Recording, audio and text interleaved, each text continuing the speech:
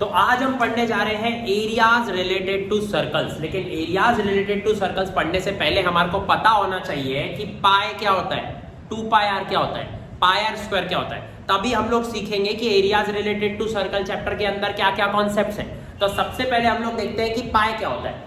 तो भाई ऐसा है कि अगर हमारे को समझना है पाई होता क्या है, तो सबसे पहले हमारे को समझना पड़ेगा उसकी नीड क्या है। उसकी नीड ये है कि सबसे पहले आप एक बात बताओ, अगर मैं आपको बोलूं कि ये है आपका रेक्टेंगल और रेक्टेंगल में आपको निकालना है पेरीमीटर, तो आप लोग फटाक से बोल दोगे सर रेक्टेंगल का जो पेरीमीटर है ना उसमें 2 लेंथ होती है, 2 ब्रेड्थ होती है, और जब हम लोग उसमें 2 लेंथ और 2 ब्रेड्थ को प्लस करते हैं तो हमारा फॉर्मूला बन जाता है पेरीमीटर का, जो फॉर्मूला होता है 2l + 2b, जिसमें से हम लोग 2 को कॉमन निकाल लेते हैं और हमारा बन जाता है 2l + b, राइट। और जब ये हमारा फॉर्मूला बनता है तो हम लोगों को पता रहता है हाँ पेरीमीटर मतलब सम ऑफ बाउंड्रीज, और बाउंड्रीज का सम निकालने के लिए हमने क्या किए, 2 लेंथ 2 ब्रेड्थ को आपस में प्लस कर दिए।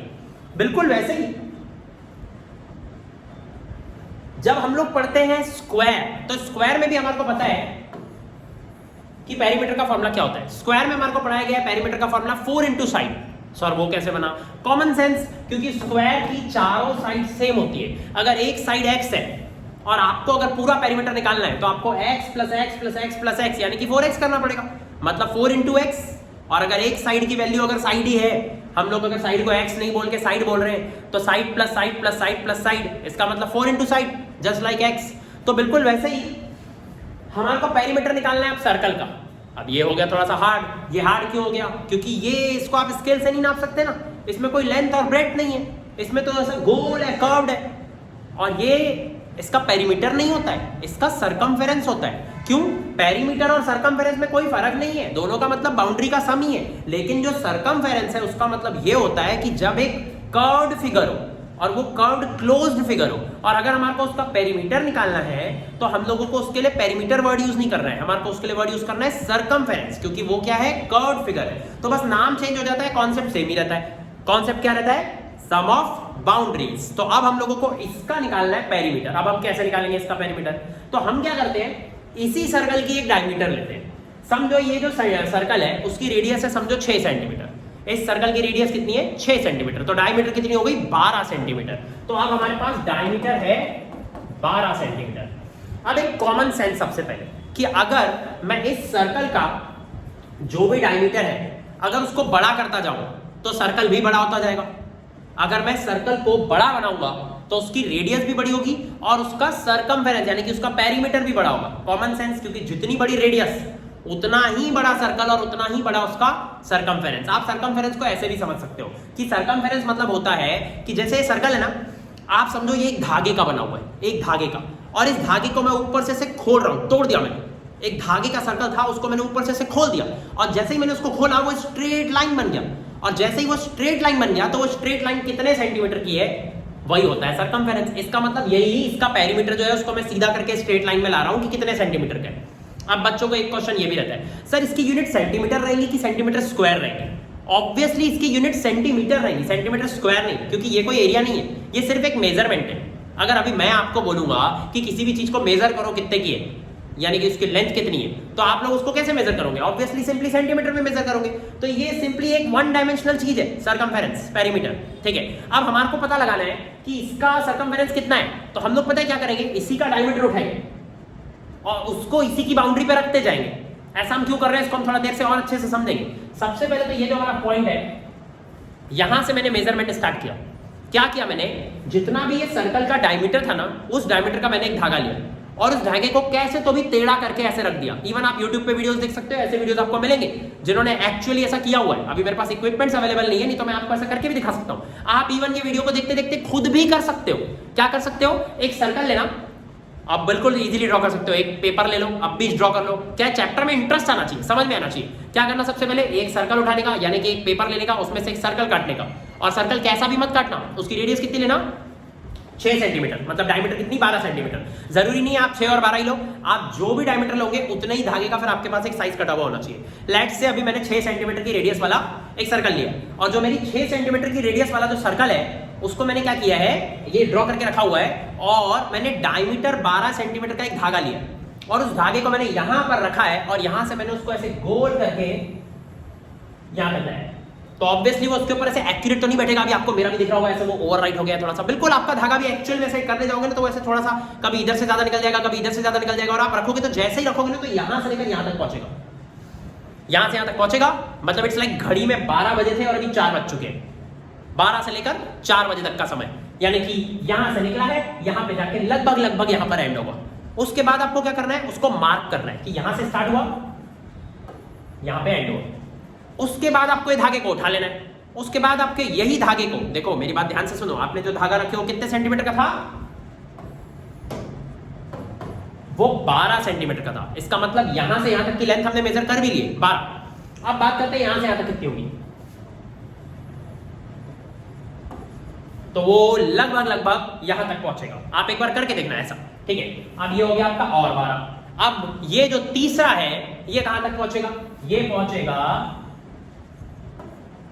ऑलमोस्ट कंप्लीट कर देगा, लेकिन थोड़ा सा रह जाएगा, एकदम थोड़ा सा रह जाएगा, बाकी पूरा कंप्लीट कर देगा वो सर्कमफेरेंस। तो अब कहने का मतलब क्या है, ये अभी हमने क्या किया, ये हमने पता है अभी क्या किया, अभी हमने इसका पेरीमीटर मेजर भी कर लिया। इसका पेरीमीटर है 12 + 12। देखो मैं अभी पेरीमीटर वर्ड यूज कर रहा हूं, जबकि प्रोफेशनली वर्ड उसका सर्कमफेरेंस है। अभी हम बोल देते हैं पेरीमीटर, अभी हम कॉन्सेप्ट समझ रहे हैं, ठीक है। बाद में हम लोग प्रोफेशनल वर्ड्स को देखेंगे, पहले हमारे को कॉन्सेप्ट समझना है। ये वर्ड्स के गेम में हम बाद में जाएंगे। तो 12 12 12 मतलब हमारा पूरा का पूरा पेरीमीटर निकल चुका है 36 प्लस समथिंग थोड़ा सा निकलना बाकी है। उस समथिंग को फिलहाल इग्नोर करते हैं और समझते हैं कि अभी हमने जस्ट किए क्या है। हमने एक्चुअली क्या किया है, हमने एक सर्कल लिया है और जो हमारा सर्कल है ना, इस सर्कल पे अभी हम लोगों ने इसका पेरीमीटर मेजर किए हैं। आपने हो सकता है कुछ और रेडियस का लिया हो सकता है आपने 4 सेंटीमीटर की रेडियस का लिया हो सकता है आपने 4 सेंटीमीटर की रेडियस का लिया हो। इसका मतलब आपका डायमीटर 8 होगा, कॉमन सेंस है, रेडियस का डबल डायमीटर होता है। तो अब आपकी रेडियस है 4 तो आपका डायमीटर होगा 8। अब आपको निकालना क्या है, आपको निकालना है इसका सर्कमफेरेंस। सर्कमफेरेंस कैसे निकाले आपने, यहां से स्टार्ट किए, आपने 8 सेंटीमीटर यहां पे रखा होगा, आपका यहां तक पहुंचा होगा, उसके बाद आपका सेकंड यहां पर आया होगा, थर्ड यहां पर आके थोड़ा सा रह गया होगा। सर हर सर्कल में ऐसा ही होता है? हाँ, हर सर्कल में ऐसा ही होता है, चाहे वो कितने भी सेंटीमीटर की रेडियस हो। लेकिन सर अगर सर्कल छोटा होगा तो वो तो कम बार में हो जाएगा। नहीं होगा कम बार में। क्यों कम बार में हो जाएगा, क्योंकि अगर आपने उसको छोटा किया तो उसका डायमीटर भी तो छोटा हो जाएगा, फिर वो कवर करने में उतना ही ज्यादा टाइम लेगा। लेट्स से आपने एक बहुत बड़ा सर्कल लिया है जिसको मेजर करने में बहुत ज्यादा टाइम लगने वाला है, हो सकता है 3 बार में पूरा ना है, लेकिन उसका डायमीटर भी तो उतना ही बड़ा होता चला जाएगा, और जैसे ही उसका डायमीटर बड़ा होगा तो वो उतना ही ज्यादा पार्ट कवर करेगा। इसका मतलब जब आप छोटा सर्कल लेते हैं तो आपके पास छोटा डायमीटर होता है और आपका छोटा डायमीटर बराबर 3 बार में उसको फिट करता है और थोड़ी सी जगह छोड़ देता है। और जब हम बात करते हैं एक बड़े सर्कल की, अभी अगर मैं एक बड़ा सर्कल लूं उसका डबल, तो जैसे ही मैं इसका डबल सर्कल यहाँ पे ड्रॉ करूंगा तो डायमीटर भी उसको डबल हो जाएगा, और जब उसका डायमीटर उसका डबल हो जाएगा तो हमारे को साफ साफ समझ में आता है कि अगर डायमीटर डबल हो गया तो वो कवर जो रहेगा वो वैसे ही कंप्लीट कर पाएगा, राइट, क्योंकि वो उसकी भी तो लेंथ बड़ी है तो वो यहाँ पर ज्यादा पार्ट कवर कर पाएगा। अब ये बात को पता नहीं आप समझ पा रहे होंगे कि नहीं समझ पा रहे होंगे, बट ये एक्चुअली हम पाए को समझने के बहुत नजदीक आ चुके हैं। तो अब हम समझे क्या है इतनी देर में, हमने ये समझा कि अगर मैं diameter plus diameter plus diameter ऐसा 3 बार करूं तो सर्कल पूरा हो जाता है। और जितने लोग पेन पेपर लेके बैठे होंगे ऐसा सर्कल काट के ये एक्टिविटी को फॉलो अप कर रहे होंगे, उनको तो कंप्लीटली दिख रहा होगा कि ऐसा ही हुआ है। उन्होंने क्या किया होगा, सबसे पहले एक पेपर कट करके उसमें सर्कल बना के, आपका जो सर्कल है आपने उसमें सही में से धागा रख के देखा होगा, राइट, आप उसको करके देख सकते हैं। इवन इसके YouTube पे दूसरे ट्यूटोरियल्स हैं अगर आप देखो तो, ठीक है। तो अब हम लोगों को क्या समझ में आया, हमारे समझ में आया कि जो भी हम निकाल रहे हैं सर्कल का पेरीमीटर, वो सर्कल का पेरीमीटर क्या है, diameter plus diameter plus diameter, 3 diameter में पूरा कंप्लीट हो चुका है। इसका मतलब वो हो चुका है 3 डायमीटर। बट वेट, 3 डायमीटर के बाद वो एक्चुअली कंप्लीट वर्ड साइड नहीं है, यहाँ पर थोड़ा सा वो बाकी है। तो थोड़ा सा वो कितना बाकी है वो मैं आपको बताता हूँ। जितनी भी आपकी डायमीटर की लेंथ है उसको 0.14 से मल्टीप्लाई करो। क्या बोला, जितनी भी आपकी डायमीटर की लेंथ है उसको अगर आप 0.14 से मल्टीप्लाई करो, जैसे भी मैं 12 को 0.14 से मल्टीप्लाई करूंगा तो मेरा आंसर आएगा 1.68।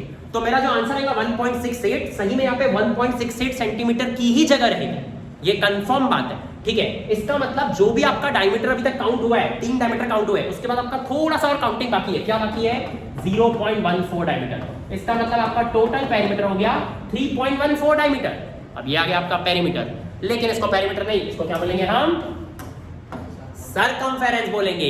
तो circumference is equal to 3.14 diameter. But wait, जब हम सर्कल को और प्रॉपर्ली स्टडी करते हैं तो हमको पता चलता है कि ये जो मैंने भी आपको 0.14 बताया ना, थोड़ा सा बचा हुआ, ये 0.14 जो है ना, इसके और अगर डेसिमल्स में अगर डिटेल में स्टडी करें तो पता चलता है कि इसकी वैल्यू है 0.1416। ये अप टू 4 डिजिट्स में एक्यूरेट बोल रहा हूं, जैसा आर्यभट्ट ने कहा था, ठीक है 0.1416। लेकिन अगर आप इसको और डिटेल में स्टडी करो, सर्कल को और जूम करके अच्छे से स्टडी करो कि कितने डायमीटर लगे, तो आपको समझ में आएगा 3 डायमीटर तो लगते ही है, उसके बाद जो थोड़ा सा हिस्सा लगता है ना वो 0.14159 ब्ला ब्ला ब्ला, ऐसा उसमें बहुत सारी वैल्यूज रहती है। तो सर अब इतनी डिटेल लगा हम लोग डिजिट्स तक कैसे याद रखेंगे? इसी के लिए हमने ये 3.14 को एक वर्ड दे दिया पाई, और हमने स्कूल में पढ़ा दिया कि 22/7 होता है, क्योंकि 22/7 जो होता है ना वो 3.142857 होता है, और original value 3.14159 dot dot dot dot बहुत सारे डिजिट्स रहते हैं। तो अब इतना बच्चों को अगर कॉम्प्लेक्स पढ़ाएंगे 3.14159 डॉट डॉट डॉट डॉट, तो बच्चे पागल हो जाएंगे। इसीलिए हमने पाई को 22/7 बना दिया। अगर आप अपने स्कूल में बैठ के ये पढ़ रहे हो कि पाई 22/7 एक्यूरेटली इक्वल है, तो गलत पढ़ रहे हो। पाई 22/7 है ही नहीं, पाई 22/7 से अप्रोक्सीमेटली इक्वल। अब अप्रोक्सीमेट क्यों पढ़ाया जा रहा है, एक्यूरेट क्यों नहीं पढ़ा रहा है? क्योंकि एक्यूरेसी कोई नहीं कर सकता, पाई इररेशनल है। 3.14159 डॉट डॉट डॉट डॉट। इसको आप एक और तरीके से समझ सकते हो कि 22/7, आप जाइए गूगल पे सर्च कीजिए 22/7 रैशनल है कि इररेशनल? अरे भाई 22/7 जो है वो रैशनल है, क्योंकि फ्रैक्शन नंबर में फ्रैक्शन नंबर रैशनल होता है, लेकिन पाई जो है वो पाई इररेशनल है। इसका मतलब ये दोनों सेम नहीं है, ये एक्चुअली अप्रोक्सीमेटली इक्वल है। ये ऊपर वाला एस इंडिकेट करता है कि ये दोनों इक्वल है, बस 19-20 का फर्क है, 19-20 का भी नहीं, बस 3.142857। इसको डिवाइड करने से आता है, अगर आप डिवाइड करके देखोगे तो आपको डिवाइड करने आता ही होगा। 7 के टेबल में 22, 3.142857 उसके ऊपर बाहर आ जाएगा, और इसमें आ जाएगा 3.14159 डॉट डॉट डॉट डॉट। अगर आप पाई की ओरिजिनल वैल्यू गूगल करेंगे तो मतलब वो दोनों अप्रोक्सीमेटली सेम है, इसलिए स्कूल में ऐसा पढ़ाया जा रहा है। तो अभी हमने क्या सीखा? हमने दो चीजें एक साथ सीख ली। हमने क्या सीखे कि सर्कल का पेरीमीटर मेजर कैसे करते हैं, सीख लिए। कैसे सीखते हैं, कैसे करते हैं हम उसको? सबसे पहले diameter plus diameter plus diameter plus थोड़ा सा और हिस्सा। इसका मतलब 3 डायमीटर तो लगते ही हैं, साथ में थोड़ा सा और हिस्सा लग जाता है। इसका मतलब टोटल लगता है 3.14 डायमीटर। ये पाई मतलब 3.14 ही है, इसका मतलब 222/7 ही है। ये सब वैल्यू जो है वो एक ही वैल्यू को इंडिकेट कर रही है, बस सब आसपास है। तो सर्कमफेरेंस की जो वैल्यू है वो है पाई इंटू डी। क्या सीखा हमने? सर्कमफेरेंस का फॉर्मूला क्या सीखा? Pi into D. इसका मतलब हमने सीखा circumference is equals to pi D. लेकिन सर स्कूल में तो 2 पाई आर पढ़ाते हैं। भाई ये दोनों एक ही। पाई डी देखो क्या होता है, आप सबको पता होगा कि डी का मतलब क्या होता है। डी मतलब होता है डायमीटर। डायमीटर मतलब क्या होता है? रेडियस का डबल। अगर आपको पता होगा कि डायमीटर क्या होता है, तो डायमीटर क्या होता है? रेडियस का डबल होता है। इसका मतलब ये हो गया डायमीटर। और थोड़ी मेरा ड्राइंग खराब है, तो यहां पर आपको दिख रहा होगा कि जो D है उसमें मैं लिखने जा रहा हूं 2R। D की जगह मैं क्या लिखने जा रहा हूं? 2R। इसका मतलब वो डायमीटर ही है, क्योंकि 2R का मतलब क्या होता है? रेडियस का डबल। रेडियस का डबल मतलब वो D है। मैंने D की जगह 2R लिखा तो वैल्यू चेंज नहीं किया, तो सर्कमफेरेंस का फॉर्मूला बन गया। ये लोग पहले नंबर को लिखते हैं 2, फिर पाई, फिर R। ऑब्वियस सी बात है, अगर आप उसको लिखते हो पाई 2R, पाई R2, 2 पाई R, वो सब एक ही है, क्योंकि उन सब के बीच में मल्टीप्लाई है, कुछ भी नहीं है उन सब के बीच में। मतलब पाई इंटू 2 इंटू R या फिर 2 इंटू पाई इंटू R, वो बात एक ही है। तो ये आपने अभी सीख लिया कि 2 पाई R बना कैसे बना। हमने सबसे पहले ये समझना है कि व्हाट इज पाई। पाई का मतलब होता है कितने डायमीटर लगे। पाई का मतलब क्या होता है? कितने डायमीटर लगे। कितने डायमीटर लगे सरकार? पहले 1, फिर 2, फिर 3, फिर थोड़ा सा और लगा। इसका मतलब जो डायमीटर थे वो 3 से ज्यादा लगे, 4 से कम लगे। इसका मतलब जो डायमीटर थे वो 3.14 समथिंग लगे, और उसकी वैल्यू एक्यूरेसी से नहीं पता थी, इसलिए हमने उसको एक सिंबल दे दिया। सिंबल क्यों दिया? क्योंकि उसकी एक्यूरेट वैल्यू 3.14159। अगर ऐसा लिखते तो बच्चे पढ़ ही नहीं पाते, वो बहुत खतरनाक वैल्यू दिखती। वो पॉइंट के आगे 1.24 ट्रिलियन डिजिट्स खोजे जा चुके हैं, लेकिन अभी तक उसमें रिपीटेशन नहीं है, वो इररेशनल नंबर। इसीलिए हम लोग उसको इस तरीके से पढ़ते हैं कि उसको एक सिंबल दे दो और बच्चों को एक अप्रॉक्सीमेट वैल्यू पढ़ा दो, बराबर। तो अब हम लोगों ने यहां तक ये तो समझ लिया कि सर्कमफेरेंस बना कैसे। अब बात करते हैं एरिया कैसे बनी। अगर हम लोग एरिया की बात करें तो ये है हमारा सर्कल। ये जो मेरा सर्कल है, इस सर्कल की अगर मुझे एरिया निकालनी है तो इसको खैर निकालने के मेरे पास कई सारे तरीके हैं। इवन आपको 2-3 आप खुद गूगल भी करोगे तो आपको नहीं मिलेंगे, क्योंकि आप देखो सबसे पहले हम बात करते हैं ट्रेडिशनल वेज की, जैसे इसकी एरिया निकाली जानी चाहिए। ठीक है, मैं आपको पहले अपना एक्सपीरियंस शेयर कर रहा हूँ, ध्यान से सुनना। मैं एक बार मतलब जब मैं नया टीचर बना था, मेरे को एक स्टूडेंट ने ऐसा क्वेश्चन किया था। क्या हुआ था? उसने बोला सर ये रेडियस है। मेरी बात को ध्यान से सुनना। उसका क्वेश्चन क्या था? जब आपको एरिया रिलेटेड टू सर्कल पढ़ना है और आपको एरिया ऑफ सर्कल ही नहीं मालूम है, तो आप क्या वो फॉर्मूलाज बैठ के रट्टा मारोगे? यहाँ पे बहुत सारे 10th के स्टूडेंट्स होंगे जो बोलेंगे सर आपने हमारा 15 मिनट खराब कर दिया इस वीडियो में अभी तक, लेकिन आपने नहीं बताया हो कि θ/360 × 2 πr या फिर θ/360 × πr², ये हमारे फॉर्मूलाज जो 10th की बुक में दिए हुए वो तो आप पढ़ा ही नहीं रहे हो। ये आप क्या बता रहे हो? भाई ये वो है जो तुमने 7वीं में नहीं पढ़ा, ये वो है जो तुमने 8वीं में नहीं पढ़ा, बेसिक्स क्लियर नहीं किए, इसलिए मैथ्स पसंद नहीं आता है या फिर मैथ्स समझ नहीं आता है। तो सबसे पहले तो समझते हैं कि एरिया ऑफ सर्कल होता क्या है, उसका फॉर्मूला कैसे बना। तो सबसे पहले मैं सर्कल में एक रेडियस ड्रॉ किया हूं अभी तक बस। एक बच्चे ने मुझे बोला कि सर ये रेडियस जो है ना, ये इससे जस्ट चिपकी हुई मैंने एक दूसरी रेडियस बनाई, एकदम चिपकी हुई, ऑलमोस्ट पूरी चिपकी हुई है, ठीक है। उसके बाद मतलब ऐसे पूरी रेडियस ऐसे चिपकी चिपकी चिपकी चिपकी बना दिया बोलता है, ऐसे मैंने पूरा सर्कल कवर कर दिया, नो गैप्स नथिंग, पूरी रेडियस ड्रॉ कर दिया। अब उसने मुझे बोला कि sir radius radius radius radius radius, मैंने पूरी रेडियस प्लस कर दिया, पूरी रेडियस प्लस करने के बाद एरिया आ जाएगा कि नहीं। मैंने बोला हाँ ठीक है, मैं आपको बाद में बताता हूं मैंने सही बोला कि गलत बोला। मैंने बोला हाँ सही बात है, radius plus radius plus radius, आपके भी दिमाग में भी आ रहा होगा, radius plus radius plus radius, अगर पूरी रेडियस को अगर प्लस करते जाओ तो अंदर का एरिया निकल जाएगा ना। अगर आपको एरिया का मीनिंग मालूम होगा, एरिया का मीनिंग क्या होता है, स्पेस ऑक्यूपाइड। एरियाज का मीनिंग क्या होता है कि कितनी जगह वो घेर के बैठा है कि नहीं। मतलब जैसे कि अगर मैं बोलूं कि ये वाले रेक्टेंगल का एरिया ज्यादा है कि ये वाले का ज्यादा है, बिना आप फॉर्मूला लगाए बताओ तो आप बोलोगे हाँ सर इसका ज्यादा है, क्योंकि ये ज्यादा जगह घेर के बैठा है। तो एरिया का मतलब क्या होता है कि कौन कितनी जगह घेर के बैठा है। अब ये सर्कल जो है ये कितनी जगह घेर के बैठा है, radius plus radius plus radius अगर करेंगे तो सारी रेडियस प्लस हो जाएंगी, मतलब अंदर का पूरा एरिया निकल जाएगा। पॉइंट सही है। Now the question is radius कितनी बार प्लस होगी। उस बच्चे ने मेरे को बोला सर रेडियस पता है कितनी बार प्लस होगी, जितने उसके बाउंड्री पे पॉइंट्स रहेंगे। क्या बोला उसने, जितने उसके बाउंड्री पे पॉइंट्स रहेंगे। इसका मतलब ये पहला पॉइंट, दूसरा पॉइंट, तीसरा पॉइंट, चौथा पॉइंट, ये जितने भी उसके बाउंड्री के पॉइंट्स रहेंगे वो सारे के सारे पॉइंट्स आप गिन लो कितने पॉइंट्स हैं। वैसे तो आप पॉइंट्स को काउंट नहीं कर सकते, लेकिन आप पॉइंट्स जो है उसको गिन लो कितने रहेंगे। Radius plus radius plus radius plus radius, उतनी रेडियस को प्लस करो तो एरिया निकल जाएगी। मैंने बोला यस यार ये तो अच्छा तरीका है, आज हम कुछ नए तरीके से फॉर्मूला बनाएंगे। मतलब मुझे ऑलरेडी पता था एरिया ऑफ सर्कल का फॉर्मूला कैसे बनाए, लेकिन मैं उसकी बात सुन रहा था। अब सडनली देखो क्या हुआ, radius plus radius plus radius plus radius, कितनी बार रेडियस रेडियस प्लस होगा, रेडियस कितनी बार प्लस होगा बताए,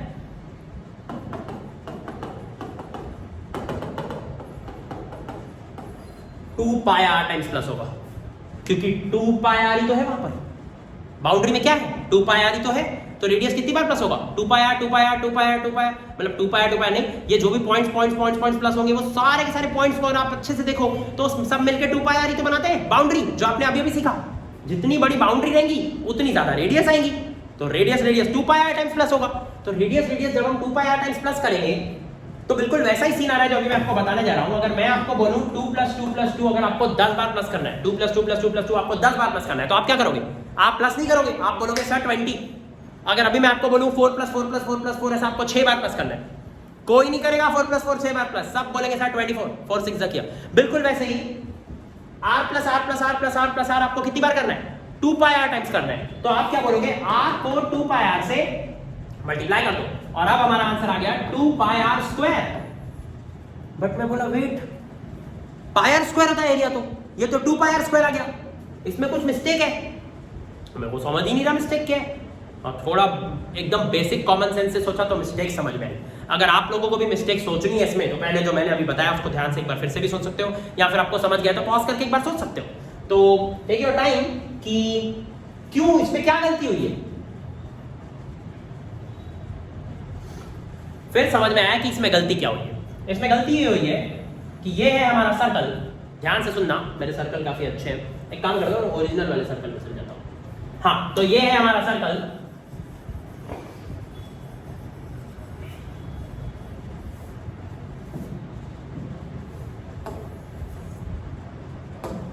और इस सर्कल में हमारे को निकालनी थी एरिया, जैसा कि हम जानते हैं। तो जो अभी हम लोग सर्कल की एरिया निकालने जा रहे हैं, उस सर्कल में अभी हमने क्या किए थे, एक रेडियस ड्रॉ किए थे, फिर मैंने क्या बोला था, उससे चिपकी हुई एक दूसरी रेडियस। चिपकी हुई रेडियस कभी आप बना ही नहीं सकते, वो यहां से एक एंगल क्रिएट करेगी, और जैसे जैसे वो आगे जाएगी उसमें गैप क्रिएट होगा ही। आप सोचो ये चीज होगी कि नहीं होगी। अगर आपको लग रहा है नहीं सर मैं एकदम चिपकी हुई रेडियस बना सकता हूं, तो मैं आपको एक चीज पूछता हूं, इसका स्टार्टिंग पॉइंट और एंडिंग पॉइंट कुछ ऐसा है, लेकिन जो ये वाला जो दूसरा पॉइंट है वो कहीं तो दूर रहेगा, कहीं तो दूर रहेगा एंडिंग पॉइंट, और यहां से जब वो आएगा तो कुछ तो गैप क्रिएट करेगा बीच में। इफ यू आर सेइंग वो गैप ही क्रिएट नहीं करेगा, वो एकदम उससे चिपका हुआ रहेगा, तो मैं उसको जूम करूंगा। अब वो गैप क्रिएट करेगा, कहीं तो एंगल बनाएगा, नहीं सर वो एंगल नहीं बनाएगा, वो एकदम चिपका हुआ जाएगा। मैं और जूम करूंगा, पूरा जूम इन करने के बाद क्या समझ में आएगा, कहीं ना कहीं गैप है।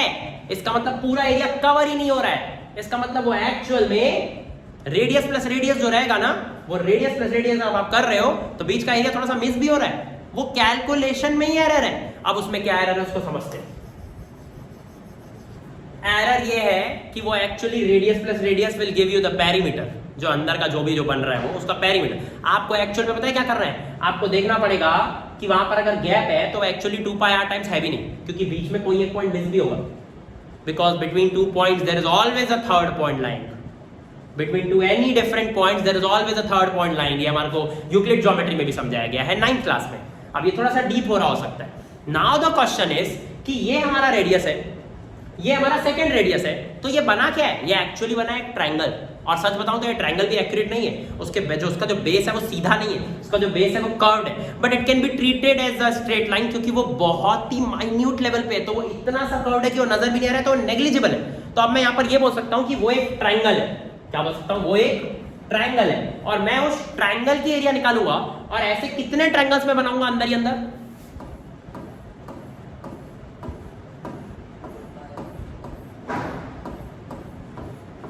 मुझे नहीं पता मैं कितने ट्रायंगल्स ऐसे बनाने वाला हूं अंदर। तो सबसे पहले ट्रायंगल्स कितने बनाऊंगा उसको इग्नोर करते हैं, एक ट्रायंगल की एरिया निकालते हैं और समझते हैं कि अभी हम करेंगे क्या। एक ट्रायंगल की एरिया क्या होगी। Now the question is what is the height of the triangle, what is the height of the triangle, obviously the radius.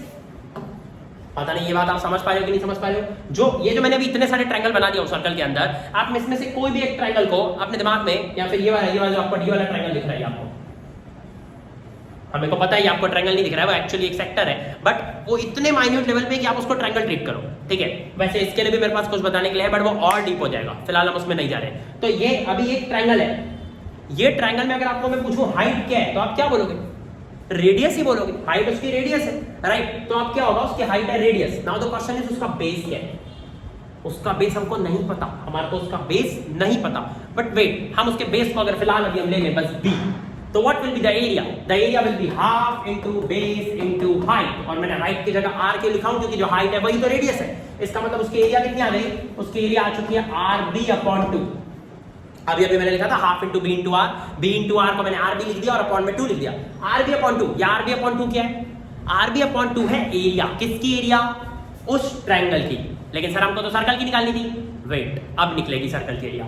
rb/2 सिर्फ एक बार थोड़ी है, ऐसे कितने ट्रायंगल्स हैं, पता नहीं कितने ट्रायंगल्स हैं। सो rb+2 rb/2 rb/2 ऐसा पता नहीं कितनी बार आने वाला है, मुझे भी नहीं पता, बट दोनों में एक चीज कॉमन है, जितनी भी rb/2 rb/2 rb/2 ये सब अगर मैंने प्लस कर दिया तो एरिया निकल जाएगी। क्यों एरिया निकल जाएगी, क्योंकि rb/2 एक ट्रायंगल की एरिया है, plus rb/2 plus rb/2 plus rb/2 ऐसे सारे rb/2। सॉरी, एक ट्रायंगल की एरिया rb/2 कैसे निकाले, अभी निकाला था, half into base into height, right. तो rb/2 को मैं बार बार प्लस करते जा रहा हूं, तो मेरे पूरे सर्कल की एरिया निकल जाएगी, परफेक्ट। तो अब rb/2 ये बार प्लस होने वाला है, बट इसमें तो एक चीज कॉमन है, हर एक में r/2 कॉमन है, तो मैं r/2 को कॉमन निकाल रहा हूं, अंदर क्या बचेगा, b plus b plus b plus b, ये वाला नीचे बचेगा b plus b plus b plus b। Now the question is what will be b plus b plus b। First of all what is b मतलब था triangle का base. अगर मैं b plus b plus b plus b करूं, मतलब इसका मतलब पूरा सर्कमफेरेंस ही आ जाएगा, जो मैंने ऑलरेडी निकाला 2πr। इसका मतलब मैं अभी b plus b plus b plus b की जगह क्या लिख सकता हूं, 2πr लिख सकता हूं, और 2 से 2 जब कैंसिल हो जाएगा तो πr into r, और जब अपन πr को r से मल्टीप्लाई करेंगे तो हमारा एरिया आ जाएगा πr²। I am not sure आपको ये कितना अच्छे से समझा। आप इस लास्ट वाले पार्ट को फिर से भी सुन सकते हो, बहुत सारे लोगों को ये लास्ट वाला पार्ट ही नहीं समझता है कि b प्लस b की जगह 2πr कहां से आया। व्हाट वाज b मतलब ये था, सारे b प्लस होंगे, इसका मतलब सारा का सारा सर्कमफेरेंस ऐड होगा। सो आई होप कि आपको ये पॉइंट समझ गया होगा, या फिर आप इसको रिवाइंड करके एक बार फिर से देख सकते हो। सो एरिया ऑफ सर्कल हमारे को समझ गया, सर्कमफेरेंस समझ गया, भाई ये सब 7वीं और 8वीं का था। ये आप जाके आप कैपेबल हुए हो कि आप फाइनली जाके आप 10th का एरियाज रिलेटेड टू सर्कल पढ़ सकते हो। अब दिमाग खुला है, और ये अगर पहले से खुला रहता तो 7th और 9th वाले साल अच्छे जाते मैथ्स में, क्योंकि ये ज्योमेट्री का कोर कॉन्सेप्ट है। हम लोग एरियाज के फॉर्मूले को रट्टा मार मार के बड़े हुए, सरफेस एरियाज तो कभी पढ़ ही नहीं पाएंगे। जैसे सरफेस एरियाज में जब हम कोण पढ़ते हैं, क्या बोला मैंने, सरफेस एरियाज में जब हम कोण पढ़ते हैं, कोण मतलब जब हम ये कोण लेते हैं, तो ये कोण को जब हम ओपन करते हैं ना, तो ये सेक्टर बनता है, और वही सेक्टर अभी हम लोग पढ़ने जा रहे हैं areas related to circle chapter में। तो जब हम areas related to circle chapter अच्छे से पढ़ेंगे तो हमारे को सरफेस एरियाज का कौन समझेगा।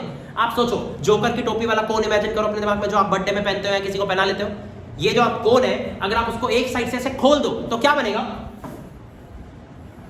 ऐसा सेक्टर बनेगा। इसी को तो एक्चुअली चिपका के कोन बनता है।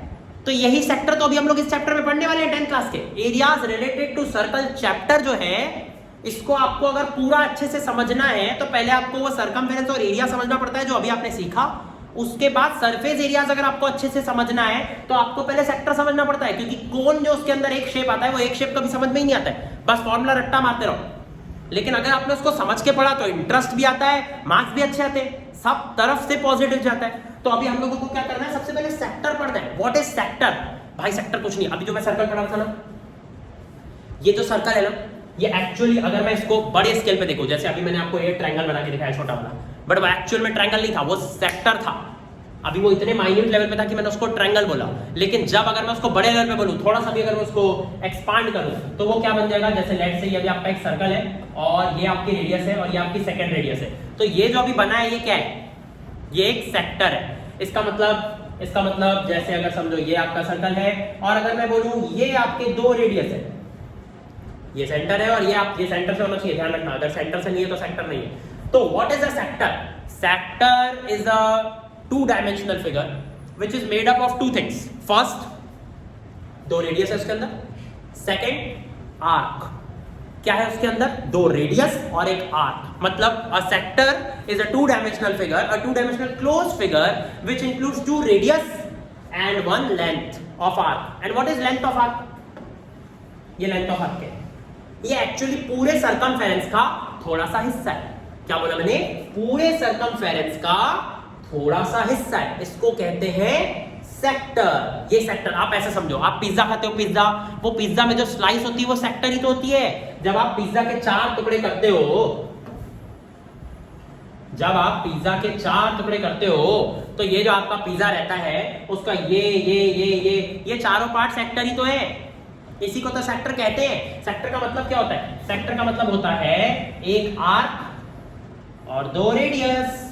क्या होता है इसका मतलब? दो रेडियस और एक arc. Now the question is कि एरिया कैसे निकालते हैं सेक्टर का। सबसे बेस्ट एग्जांपल यही रहेगा कि अभी हम लोग उसके 4 टुकड़े करें। अगर हम लोग एक सर्कल के 4 टुकड़े, जो अभी मैंने कर रखे हैं, वैसे वो सेंटर प्रॉपर दिख नहीं रहा है, लेकिन अगर हम लोग बात करें कि ये जो सर्कल है, अगर उस सर्कल के एक बार अच्छे से समझने के लिए ड्रॉ कर लेता हूं, उससे आपको बेटर क्लियर होगा।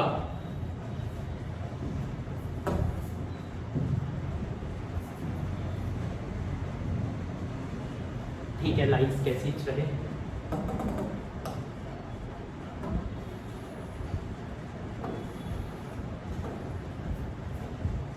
ठीक है, हाँ, तो ये जो मेरा सर्कल है जिसके अभी मैंने 4 टुकड़े किए हैं, मान लो चारों इक्वल टुकड़े हैं, ये सेंटर है। तो इस सेंटर से अभी जो मैंने 4 टुकड़े बनाए हुए हैं, वो चारों के चारों टुकड़ों की एरिया कैसे निकालोगे? आप लोगों के दिमाग में ऑलरेडी एक चीज आ रहा होगा, वो ये आ रहा होगा कि पाई आर स्क्वायर पूरे सर्कल का एरिया है। पूरे सर्कल का एरिया है पाई आर स्क्वायर। तो अगर हम उसको 4 से डिवाइड कर दें तो ये एक पार्ट की एरिया निकल जाएगी। और आप बिल्कुल भी गलत नहीं सोच रहे, ये फॉर्मूला एक्चुअली सही है। But now the question is ये कैसे बना? सर हमारे पास तो ऑलरेडी लॉजिक है, उसके 4 टुकड़े हुए तो सिंपल है, डिवाइड बाय 4 हुआ। लेकिन अभी जो मैं आपको लॉजिक समझाऊंगा ना, उससे आप 4 टुकड़े, 8 टुकड़े, 10 टुकड़े, 20 टुकड़े सबका फॉर्मूला एक साथ बना लोगे। तो ऐसा कौन सा लॉजिक है जिससे आप फट से सारे फॉर्मूला बना सकते हो? बस वही एक फॉर्मूला अगर आपको समझ में आ गया तो उससे सारे बन जाएंगे। तो पहले अभी हम लोग 4 टुकड़े वाले को कुछ अलग एंगल से देखते हैं, एंगल से देखते हैं। सबसे पहले ये समझते हैं कि उसका सेंटर में एंगल कितना था। ऑब्वियस सी बात है, उसका सेंटर पे एंगल 90 होगा। क्यों 90 होगा? क्योंकि ये आपके दिमाग में खुद ही आ रहा होगा कि हमने उसको सीधा सीधा कट मारा है, राइट? 4 टुकड़े मारने के लिए एक पिज्जा को जब आप 4 टुकड़े करते हो, इमेजिन करो एक पिज्जा के जब आप 4 टुकड़े करते हो तो आपका सेंटर पे एंगल 90 आएगा।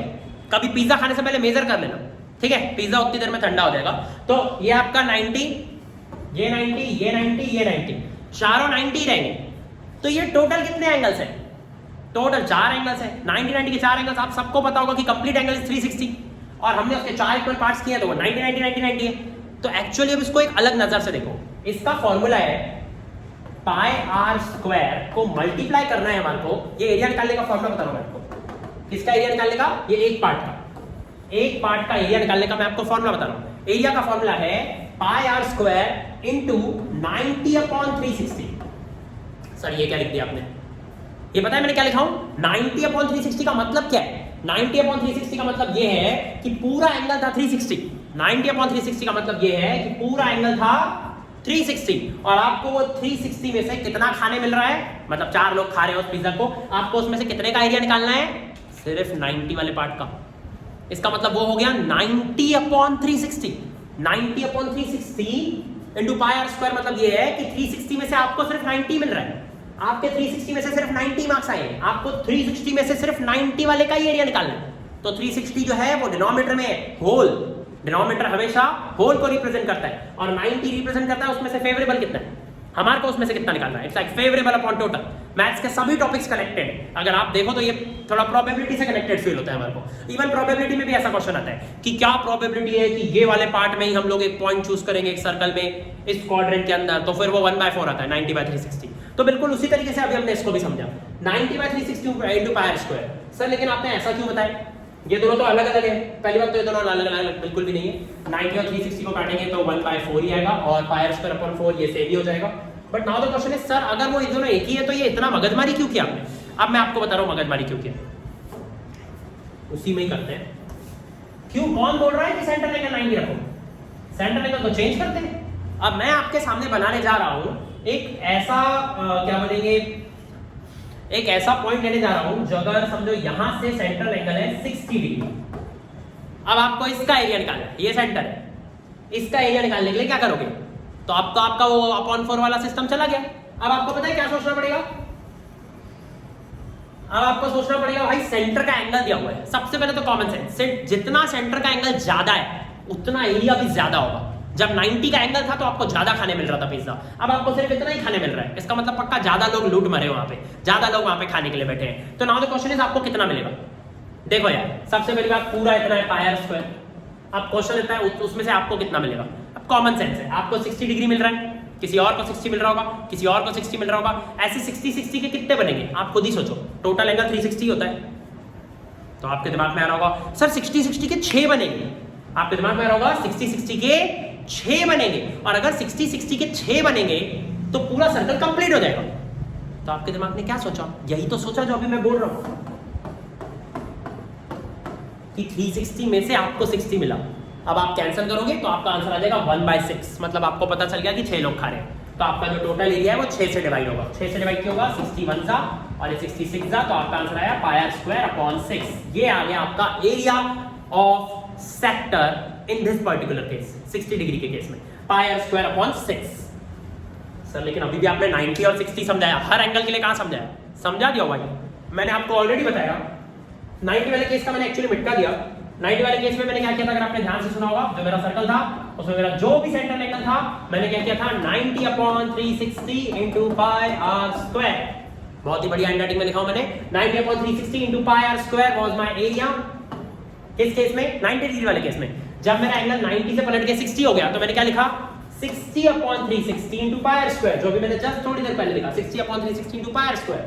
Now what the question is कि आपका जो भी एंगल रहे आप उसमें अपॉन 360 करके इंटू पाई आर स्क्वायर कर दो। अब मैं पता है एक वर्ड जब से यूज नहीं कर रहा हूं क्योंकि पता नहीं क्यों आप ट्रिग्नोमेट्री चैप्टर जब से पढ़े हो ना तब से डरे हुए उस चैप्टर के नाम से, तो वही यहाँ पे रिपीट आ रहा है, बस नाम रिपीट आ रहा है, ट्रिग्नोमेट्री रिपीट नहीं आई है। ठीक है, तो θ/360 into pi are square is the area of what? Is the area of sector. ये है आपका पहला formula. θ/360 into pi are square is the formula for area of sector. ये इस चैप्टर का आधा पार्ट हो गया। एरिया ऑफ सेक्टर समझ गए? चैप्टर आधा पढ़ भी लिए। जितना जड़ से इसको समझे उतने क्वेश्चन अब आप सॉल्व कर सकते हो। नाउ द क्वेश्चन इज कि सर दूसरा आधा पार्ट कौन सा है इस चैप्टर का?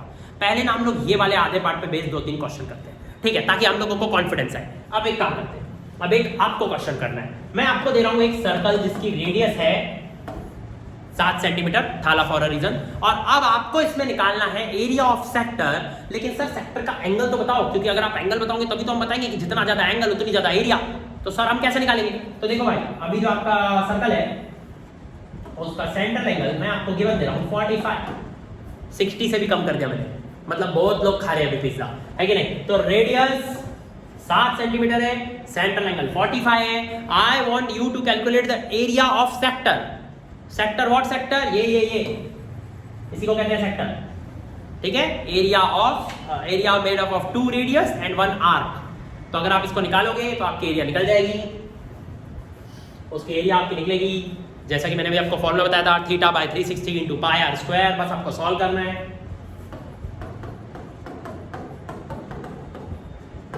जिनकी स्पीड स्लो है वीडियो पॉज करके करो, लेकिन अपने हाथ से करो। कितना भी दूसरे के मुंह से सुन लो, मैथ समझ में नहीं आता। मैथ समझने के लिए आपको खुद से सॉल्व करना पड़ता है। एक क्वेश्चन से समझ में नहीं आता, कई क्वेश्चंस करना पड़ता है। तो एरिया ऑफ सेक्टर का फॉर्मूला क्या है?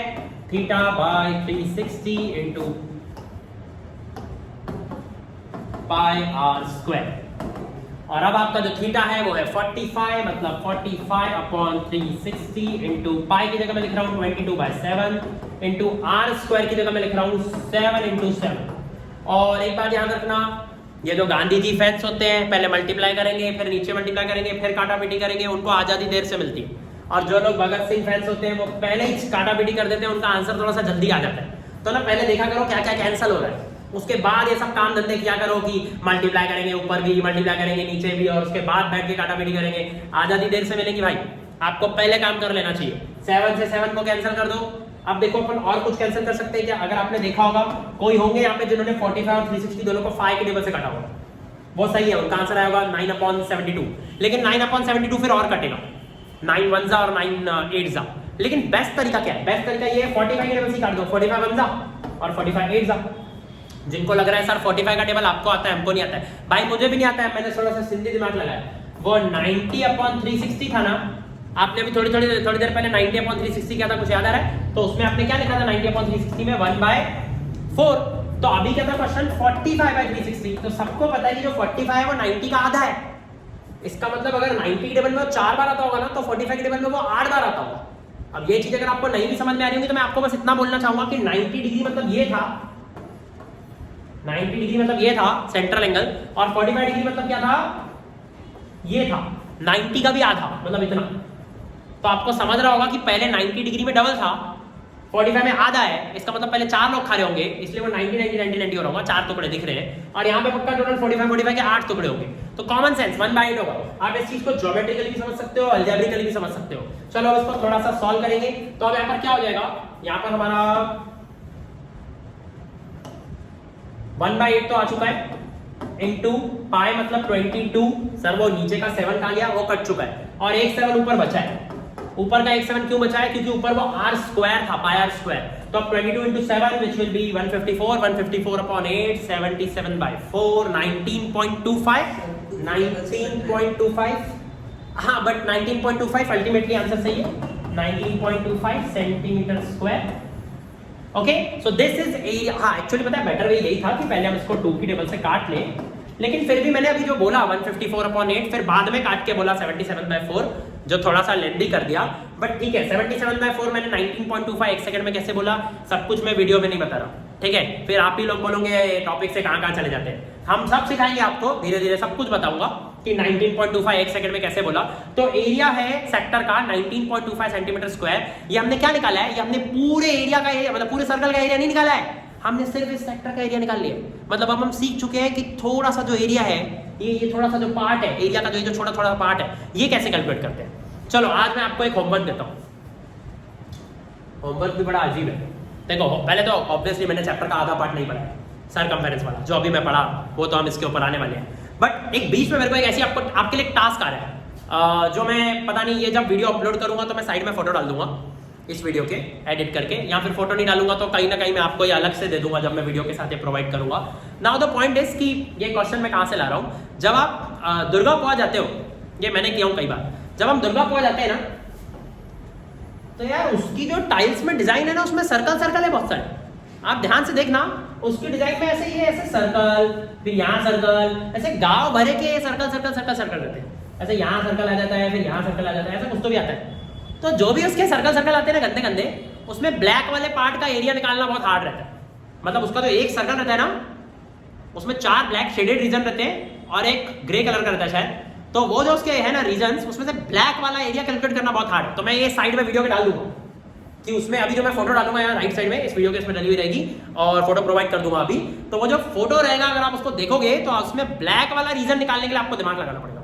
वो आपके लिए बहुत अच्छा टास्क रहेगा, ठीक है। तो मैं एक्चुअली पोहा खाते खाते एक बार एरिया कैलकुलेट कर रहा था और रेडियस मैंने अपने मन में ही साथ ले लिया था, क्योंकि रेडियस नापता तो लोग पागल बोलते हैं। और साथ मैंने क्यों लिया था रेडियस?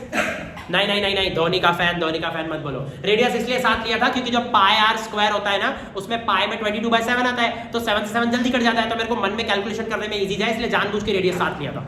या फिर आप रेडियस को 1 भी ले सकते थे, 1 भी थोड़ा अच्छा ही लगता है देखने में, गंदा नहीं लगता है कि नहीं। तो क्योंकि 1 से क्या है, कैलकुलेशन इजी हो जाती है। आप पहले उसको वेरिएबल्स में भी कैलकुलेट कर सकते हो आर के टर्म्स में, उसके बाद रेडियस कुछ भी रहे, क्या मैटर है कि नहीं। मेन है उसका एरिया कैलकुलेट कैसे करेंगे, वो क्वेश्चन बहुत जबरदस्त है। अभी मैं देख नहीं पा रहा हूँ, मेरे दिमाग में उसकी इमेज है थोड़ी बहुत, स्लाइड मैं ये वीडियो के साइड में डाल दूंगा।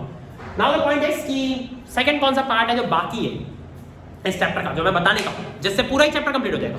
पूरा चैप्टर कंप्लीट हो जाएगा मतलब तब भी उसके बाद भी थोड़ा थोड़ा बचेगा, बट वो क्या बोलते हैं, वो चैप्टर के अंदर के कॉन्सेप्ट्स के अंदर के मिनी कॉन्सेप्ट्स हैं जो आप खुद भी बना सकते हो।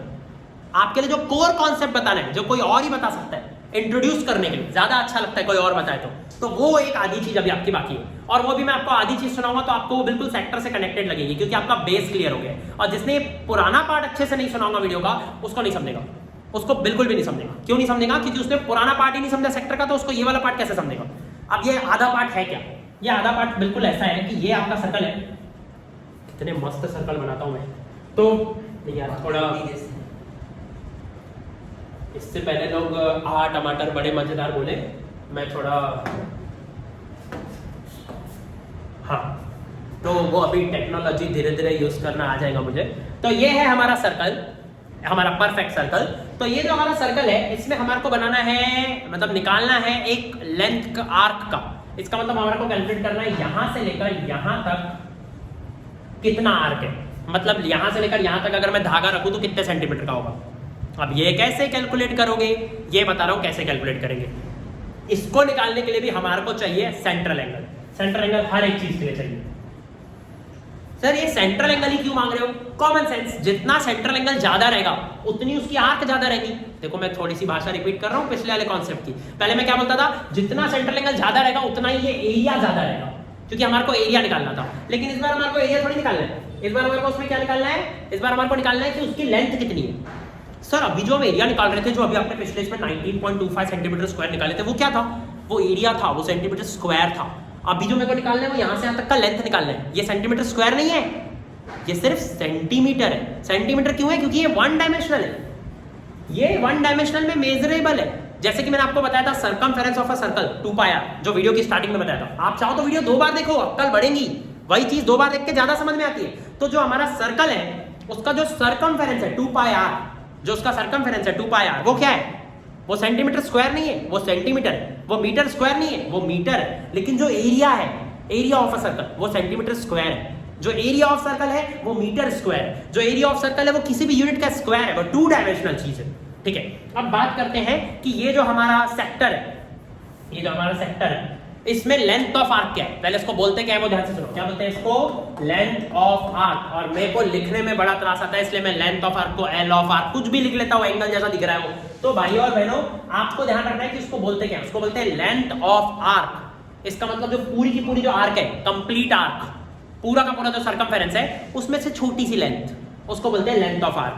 अब निकालना है हमारे को ये समझो, मान लो 60 degree. Now the question is कि इसकी आर्क कितनी रहेगी? कॉमन सेंस है, बिल्कुल वैसा ही जैसे हो रहा था एरिया में। पहले रिपीट करते हैं एरिया में क्या होगा। अगर मेरे को निकालना है इसका एरिया, वापस coming back to the sector, तो एरिया का फॉर्मूला क्या रहेगा? एरिया का फॉर्मूला क्या रहेगा? आप सबको पता है, एरिया ऑफ सेक्टर का फॉर्मूला रहेगा θ/360 × πr²। ऐसा क्यों रहेगा?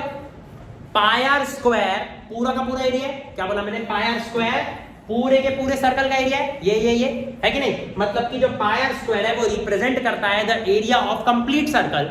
लेकिन हम उसको मल्टीप्लाई करते हैं θ/360 से। क्यों करते हैं θ/360 से मल्टीप्लाई? क्योंकि जो थीटा है वो दिखाता है कि पूरे में से कितना। तो भाई 60 डिग्री है वहां पर, इसका मतलब वो पूरा का पूरा आपका कितना डिग्री था? आपका पूरा का पूरा कितना डिग्री था? पूरा का पूरा 360 डिग्री था। और आपको उसमें से सिर्फ 60 डिग्री वाले का एरिया निकालना है। मतलब यहाँ थीटा की जगह थीटा की जगह 60 लिखेंगे, और जैसे ही 60 और 360 कैंसिल होंगे तो 61 जा और 66 जा, तो क्या बचेगा? πr²/6। मतलब पूरे एरिया को 6 से डिवाइड करो। पूरे एरिया को क्यों 6 से डिवाइड कर रहे हो? अपना खुद का। अब बिल्कुल सही है, ठीक है। तो 60 के कितने बने? 6 बने। आपको इतना पार्ट अगर खाने मिल रहा है, इसका मतलब टोटल कितने लोग खा रहे होंगे? 6 लोग खा रहे होंगे, कॉमन सेंस 60 के 6 होंगे, वही तो फॉर्मूला बता रहा है। जैसे आप थीटा की जगह 60 पुट कर रहे हो, 60/360 कैंसिल करके 1/6 1/6 इंटू पायर स्क्वायर, मतलब पायर स्क्वायर मतलब पूरा एरिया को आप 6 से डिवाइड करते हो। क्यों 6 से डिवाइड करते हो? क्योंकि पूरे एरिया को सिर्फ आप नहीं खा रहे हो, उसमें 6 लोग खा रहे हैं, तो आपको डिवाइड बाय 6 ही मिलेगा। सोचो अगर मेरे पास 6000 रुपए है और वो 6000 रुपए जो है उसके 6 टुकड़े हो रहे हैं, मतलब उसको 6 लोग बांट रहे हैं, तो मुझे तो 1,000 ही मिलेगा, सब लोगों को 1,000 ही मिलेगा, राइट? क्यों? क्योंकि आपने 6000 डिवाइड बाय 6 किया। सिमिलरली सेम यहाँ पे हो रहा है। Now the question is sir आप लेंथ ऑफ आर्क में थे, उसका बताओ। मैं बताता हूँ लेंथ ऑफ आर्क में क्या होगा। लेंथ ऑफ आर्क का फॉर्मूला होगा θ/360 इंटू, सर वही सेम ही बता रहे हो आप, θ/360 इंटू 2πr। सर ये क्या लिख दिया आपने? θ/360 इंटू 2πr। हाँ ये बता रहा हूँ मैंने क्या लिखा। पूरा का पूरा सरकमफेरेंस कितना था पहले आप बताओ? पूरा का पूरा सरकमफेरेंस कितना था? एरिया नहीं पूछ रहा हूँ, पूरा का पूरा सरकमफेरेंस कितना था? पूरा का पूरा सरकमफेरेंस था 2πr, और आपको 2πr में से कितना मिला? That's the only question. 2πr में से आपको मिला सिर्फ इतना, ये सिर्फ इतना। लेंथ ऑफ आर्क निकाल रहे हैं अभी हम, राइट? तो θ/360 क्यों किया मैंने वहां पर? सेम लॉजिक जैसा कि वहां पर है। सोचो अगर आपको 60 डिग्री मिला है तो 60 डिग्री के हिसाब से आपके जो टुकड़े होंगे वो टोटल 6 होंगे। ये एक टुकड़ा, ये दूसरा, मतलब ये टुकड़ा नंबर 1, ये 2, ये 3, ये 4, ये 5 और ये 6। तो ये 6 टुकड़ों में से आपको एक ही टुकड़ा मिला, मतलब आपको 1/6 मिला। 1/6 मिला मतलब 60 डिग्री जैसे आप यहाँ पे पुट करोगे तो 60/360 कैंसिल होके 1/6 ही आ जाएगा। So θ/360 into 2πr represent the length of arc. Chapter complete, और कुछ नहीं है इसमें। अब जो कोई बोलेगा ना सर आपने एरिया ऑफ सेगमेंट तो पढ़ा ही नहीं, भाई वो पागल है, उसको खुद को नहीं आता है, उसको नया फॉर्मूला रटने की बड़ी आदत है। वैसे मेरे पास एरिया ऑफ सेगमेंट का ऑलरेडी रिकॉर्डेड वीडियो है, बट द पॉइंट इज कि अगर वो आपने नहीं भी देखा आप खुद से उसको बना सकते हो, बच्चों का काम। और उसमें एक कॉन्सेप्ट में ट्रिग्नोमेट्री भी लगती है, और अगर आपने उसको नहीं भी सीखे, समझो ट्रिग्नोमेट्री वाले आपने कभी भी नहीं सीखे, तो भी आप आंसर निकाल सकते हो। बिना ट्रिग्नोमेट्री वाले फॉर्मूले के आप पूरा का पूरा चैप्टर पढ़ सकते हो। और वो अगर आपने ट्रिग्नोमेट्री वाला भी पढ़ लिए, मेरे पास उसका रिकॉर्डेड वीडियो है, कभी बोलोगे तो भेज दूंगा। बट अगर आप लोगों ने वो रिकॉर्डेड वीडियो देख ली तो आप लोगों को ट्रिग्नोमेट्री भी अच्छे से क्लियर हो जाएंगे। लोग ऐसा सोचते हैं ना, अरे यार अब ट्रिग्नोमेट्री आ गई यार, इस चैप्टर में और कंफ्यूजन है। अभी कंफ्यूजन नहीं, फायदा है। एक चैप्टर में 2 चैप्टर पढ़ के होते हैं, एक बार अच्छे से बस उसको सुन के देखना। और अगर ट्रिग्नोमेट्री वाला पार्ट ना समझे तो मेरे से पहले ट्रिग्नोमेट्री वाला वीडियो मंगा लेना, उसका बेसिक भेज दूंगा, फिर एरिया रिलेटेड टू सर्कल का ट्रिग्नोमेट्री वाला पार्ट भेज दूंगा, सब कुछ समझ जाएगा। ठीक है, तो सबसे पहले पॉइंट ये है कि आज हमने जो जो सीखे उसके बेसिस पे एक ऐसा क्वेश्चन करते हैं जिसमें सभी फॉर्मूलाज लग जाए। सभी क्या, तो ही तो फॉर्मूलाज पढ़े। तो एक ऐसा काम करते हैं जिससे थोड़ा सा भी आपको कंफ्यूजन हो, ठीक है, और वो भी एकदम स्टेप बाय स्टेप करते हैं। तो पहले हम लोग एक एक करके कॉन्सेप्ट यूज करेंगे, उसके बाद एक ऐसा क्वेश्चन दूंगा जिसमें सब चीजें यूज हो जाए, अभी तक जितनी पढ़े वो, और एकदम बेसिक बेसिक दूंगा, कुछ भी हार्ड नहीं। तो सबसे पहले एक सर्कल उठा दें। अब आप लोगों के हाथ में कॉपी पेन होना चाहिए, ठीक है, और सर्कल में से अच्छा ड्रॉ करना है आप लोगों को। तो सबसे पहले आपको लेना है एक रेडियस, और रेडियस में आपको इस बार देने जा रहा हूं 14 सेंटीमीटर। और ये मैं अभी आपको देने जा रहा हूं यहाँ पे सेंट्रल एंगल, और जो मैं भी आपको सेंट्रल एंगल देने जा रहा हूं वो है थीटा। ये वैल्यू मैं आपको गिवन नहीं दे रहा हूं, एंगल नहीं पता है कितना एंगल, ठीक है, लेकिन मैं इस बार आपको एरिया पहले से गिवन दे रहा हूं। जो मैं आपको एरिया गिवन दे रहा हूं वो एरिया है आपकी एरिया हम आपको दे रहे हैं 38.5 सेंटीमीटर स्क्वायर।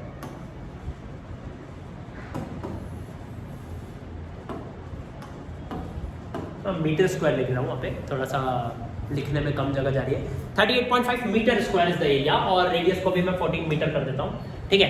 तो radius 14 metre, area is 38.5 metre square, and I want you to find the central angle. आपको ढूंढना है कि सेंट्रल एंगल कितने डिग्री का है। देखो अभी क्वेश्चन उल्टा हो गया। जनरली मैं आपको सेंट्रल एंगल दे देता हूं, बोलता हूं एरिया निकालो एरिया निकालो। इस बार मैंने आपको एरिया दे दिया और आपको बोल रहा हूं एंगल निकालो। कुछ लोग इससे डर जाते हैं, भाई 1 वेरिएबल है, बचपन में सीखा था, वही फॉर्मूला लगा दो जो आप लोगों को आता है, एरिया ऑफ सेक्टर वाला। एरिया मैंने आपको पूरे सर्कल की नहीं दिया हूं, एरिया मैंने आपको सेक्टर की दिया हूं।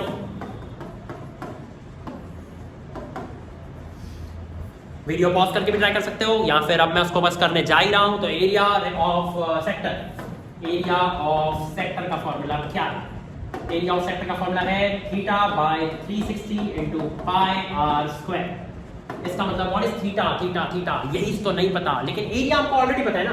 तो मैं यहाँ पे एरिया इक्वल्स टू लिखने वाला हूँ ना, area of sector is equals to θ/360 into pi are square. What is pi are square?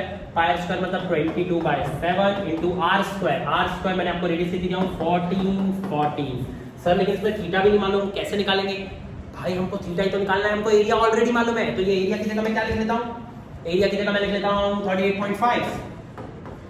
अब बस इसको सॉल्व करना है, कोई बड़ी बात नहीं है। अब मेरे को डायग्राम की तरफ देखना भी नहीं, अब खुद ही निकल जाएगा हमारा कि क्या कितना रहने वाला है, सब खुद ही निकल जाएगा। ठीक है, ये फटाक से कैलकुलेट होने वाली चीज है, बच्चों वाली चीज है। तो 38.5 है ना, सबसे पहले तो मैं उसको फ्रैक्शन में कर रहा हूँ। मैं 38.5 का लिख रहा हूँ 77/2। सर ये आपको कहाँ से आया? 70, आप घर से याद करके आओ सर 77/2। भाई बहुत कॉमन सेंस है, मैंने 38.5 को 2 से मल्टीप्लाई किया 77 और डिनोमिनेटर में भी 2 से मल्टीप्लाई किया ताकि उसकी वैल्यू चेंज ना हो। ऊपर भी 2 से मल्टीप्लाई किया, नीचे भी 2 से मल्टीप्लाई किया, 2 कैंसिल हो गए, 38.5 ही आएगा। अगर आप इसको इससे वापस डिवाइड करोगे 38.5 ही आ जाएगा। ठीक है, सो सर आपने ऐसा क्यों किया, उसको फ्रैक्शन में कन्वर्ट क्यों किए? 2 से ही मल्टीप्लाई क्यों किया? क्योंकि वो 0.5 दिख रहा है। 0.5 तो सबको ही पता है कि जिसके भी आखिर में 0.5 है उसको अगर फ्रैक्शन में कन्वर्ट करना है तो 2 से मल्टीप्लाई और 2 से डिवाइड करेंगे तो पॉइंट हट जाता है। और पॉइंट हटाने का फायदा क्या है कि अब काटा पीटी आसानी से होगी। आप खुद देखो, पहले मैं बॉक्स हटा देता हूँ। 77/2 इज इक्वल टू क्या है हमारा, equal to theta by 360 into pi are square 22/7 into 14 into 14। But wait, ये 7 अगर 14 को काट देगा तो ऊपर 2 बढ़ जाएगा। एक काम करते हैं, वहाँ यहाँ पे 7 लिखते ही नहीं और यहाँ 14 की जगह लिख लेते हैं अपन 2।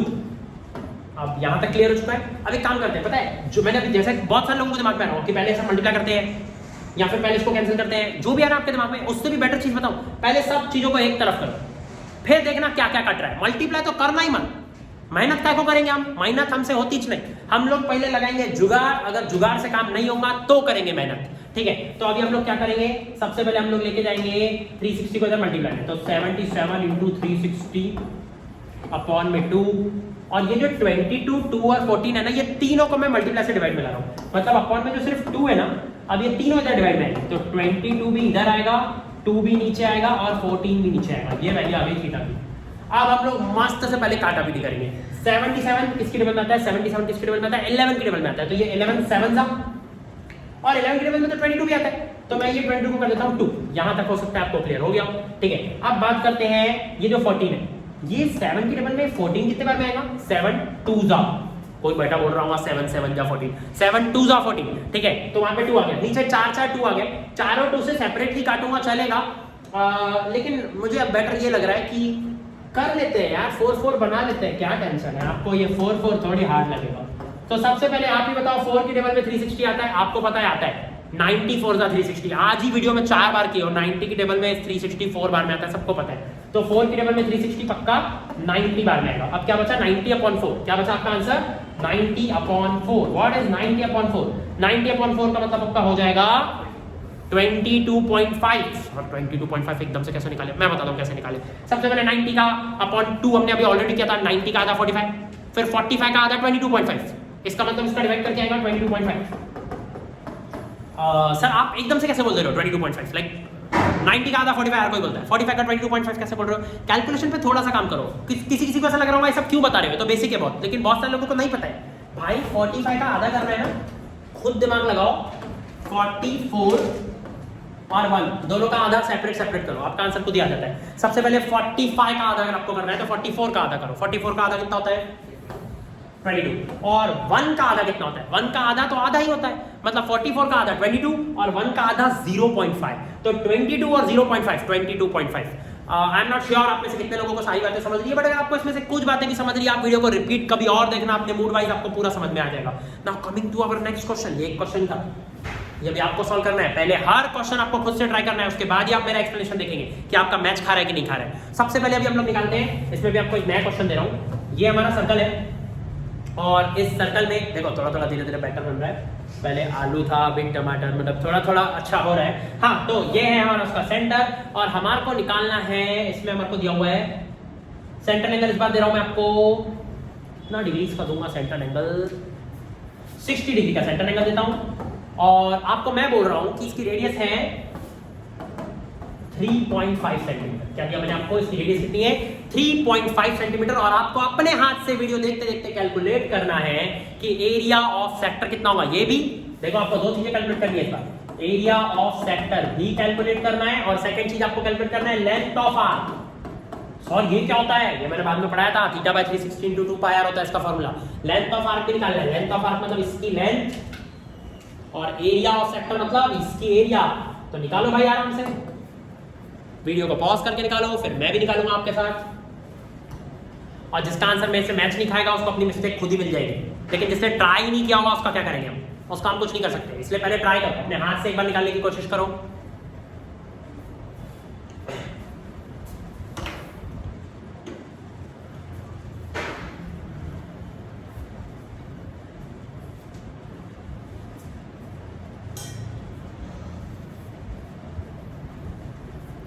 तो हो सकता है आपने पॉज करके निकाला हो सकता है आपने नहीं निकाला हो। अब लेट्स सी, मेरा काम है बताना।